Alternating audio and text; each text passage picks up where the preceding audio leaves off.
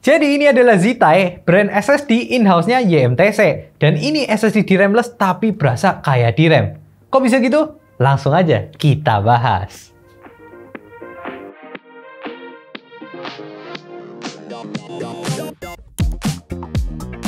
Ya, ini adalah Zetai Ti Plus 7100. Zetai ini adalah brand in-house dari YMTC atau Yangtze Memory Technology, perusahaan NAND flash asal China. Dan hubungan antara Zetai sama YMTC itu kayak Micron sama Crucial atau kayak Solidum sama SK Hynix. Dan keuntungan SSD in-house brandnya dari pabrik NAND flash itu dari segi hardware. Karena hardware-nya tentu akan diutamakan dibanding sama brand-brand lain yang beli ke brand NAND flash itu sendiri. Bukti bahwa YMTC menomorsatukan Zetai ini bahkan bisa kita lihat dari kode NAND flash yang tertera. Khusus NAND flash yang akan digunakan Zetai akan memiliki codename yang berbeda dari NAND flash YMTC yang dijual ke klien. Inilah keuntungan kalau pabrik NAND flash itu bikin brand SSD-nya mereka sendiri. Tentu ini dari segi aspek tuning dan lain-lain itu juga semakin tinggi harapannya. Tapi sebelum itu kita bahas dulu nih spesifikasi dari Zetai Ti Plus 7100 yang ada di tanganku yang satu ini. Jadi ini adalah SSD NVMe Gen 4 dengan controller Maxio MAP1602. Tentu kalau kalian udah dengar controller yang satu ini udah pasti DRAM-less SSD-nya.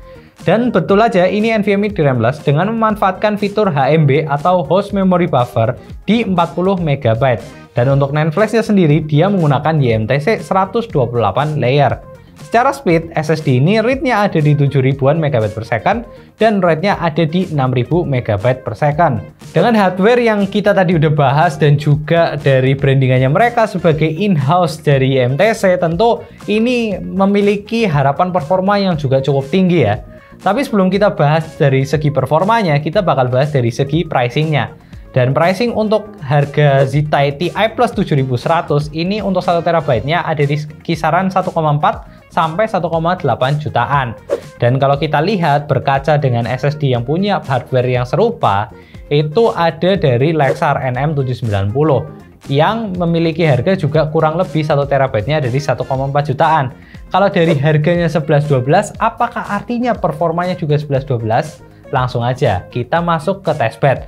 Untuk testbed aku bakal pakai Intel Core i9 13900K dan untuk motherboardnya aku pakai Biostar B760M Silver dan untuk coolingnya aku pakai Thermalite Frozen Horizon 360 mm.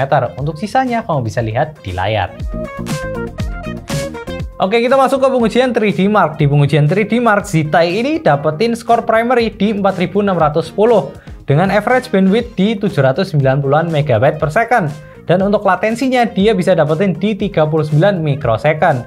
Kalau di secondary hampir nggak ada perbedaan skor yang didapat. Di sini dia dapat di 4595 dengan average bandwidth di 785,48 MB per second.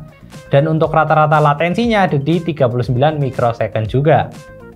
Selanjutnya di PC Mark 10, nah si Zetai ini itu ternyata berhasil dapetin skor primary di 3949 dengan average bandwidth di 624,86 MB per second. Dan latensi yang didapat juga ada di 42 mikrosecond. Sedangkan kalau kita lihat di secondary, SSD yang satu ini dapetin skor di 4169 dengan bandwidth yang dihasilkan di 663,15 MB per second. Dan latensinya dia bisa dapetin di rata-rata 40 mikrosecond. Selanjutnya di Final Fantasy, SSD Zetai ini di antara SSD high-end yang lainnya, ia bisa bersaing lah, ada di 5,7 detikan untuk primary dan ada di 5,8 detik di secondary.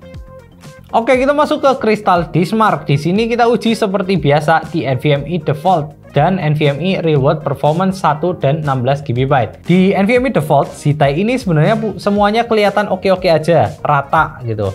Tapi seperti biasa, NVMe DRAM-less ini ketika di 16 GB random 4K-nya pasti turun.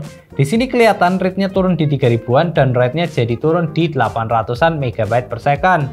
Dan kalau kita cek di NVMe Real World Performance sebenarnya juga serupa. Di sini juga kita bisa lihat ada drop di 16 GB spesifik di random 4K yang berakibat sama latensi random 4K yang juga ikut melambat. Kita masuk ke pengujian Atto selanjutnya. Di 0% tanpa heatsink, SSD ini bisa sampai di 79,3 derajat Celcius. Dan uniknya read dan write speed dari SSD yang satu ini masih bisa terjaga tetap maksimal. Tentu ini bukan berarti SSD ini nggak perlu cooling tambahan. Pastikan gunakan cooling yang proper untuk NVMe kamu karena tetap musuhnya elektronik itu adalah panas yang berlebih.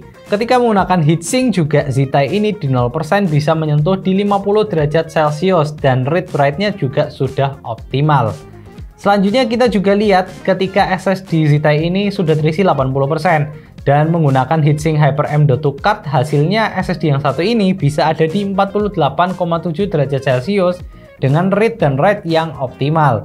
Dan yang terakhir, ketika 80% terisi data dan tanpa heatsink SSD sama sekali, dia bisa nyentuh di 77,5 derajat Celcius dan read dan write-nya itu bisa tetap optimal.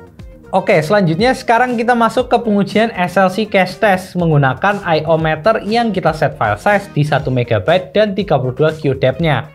Dan ternyata kita setelah uji selama 15 menit, Zytai Ti Plus 7100 ini berhasil menulis 1,6 TB, hampir menyentuh 1,7 TB. Dengan SLC cache sebesar 165 GB, dan average write ketika berjalan di speed SLC ada di 5911 MB per second. Dan average write setelah SLC cache-nya habis, dia bisa ada di 1753 MB per second. Kalau kita bandingkan dengan SSD Lexar NM790 2TB yang pernah kita uji, kedua SSD ini sedikit memiliki kesamaan dalam awal pengujian. Tapi dari hasil di tengah menuju akhir, Lexar ini memiliki behavior seperti umumnya SSD DRAM-less. Ketika HMB sudah habis, dia akan turun sesuai speed NAND flash-nya hingga pengujian selesai. Beda cerita dengan Zytai yang setelah turun ke kecepatan NAND flash-nya di 45 menit terakhir, dia bisa kembali naik ke kecepatan seperti saat masih dibantu menggunakan HMB. Disinilah yang bikin SSD ini DRAM-less tapi rasa DRAM. Karena cara kerja ini seperti SSD ber-DRAM yang sudah sering kita share di pengujian kita di konten-konten sebelumnya. Jadi Zytai ini yang 1 TB itu bisa berhasil ngasih impresi yang bagus karena dia berhasil bersaing sama SSD-SSD yang ber-DRAM macam WD Black SN850X, Kingston KC3000, dan lain sebagainya. Dan juga ngerinya, ini 1 TB Zytai Ti Plus 7100 itu bisa bersaing ketat sama NVMe Lexar NM790 yang 2 TB. Ini membuktikan kapabilitas dari Zytai ini nggak main-main. Spesifik dalam pengujian SLC cache, Zytai Ti Plus 7100 ini berhasil mengimitasi SSD ber-DRAM. Ketika NAND flash-nya saja performanya sudah turun ke kecepatan asli NAND flash, dia itu bisa kembali di akhir-akhir pengujian. Umumnya SSD DRAM-less itu tidak bisa. Di Zytai Ti Plus 7100, dia ini DRAM-less tapi dia bisa berhasil mengembalikan ke kecepatan ketika seperti dibantu sama host memory buffer di 4-5 menit terakhir. Ini membuat masa depan dari SSD DRAM-less ini cerah kalau kita lihat performanya dari Zytai Ti Plus 7100 yang satu ini. Jadi so far, Zytai Ti Plus 7100 ini bisa dibilang menjadi salah satu kandidat kuat sebagai SSD DRAM-less yang paling oke di database kita. Oke, sekian konten kali ini. Jangan lupa like, comment, dan subscribe. Bantu share video ini ke teman kamu yang penasaran sama performanya dari Zytai Ti Plus 7100. Dan kita ada di semua sosial media di Arx ID Media. Dan kita ada juga website di arx.co.id. Kalau kalian mau gabung ke Discord kita, linknya ada di deskripsi di bawah. Saya Said, sampai jumpa di video berikutnya. Dadah! Shing, shang, shang, shang, shang, shang, shang.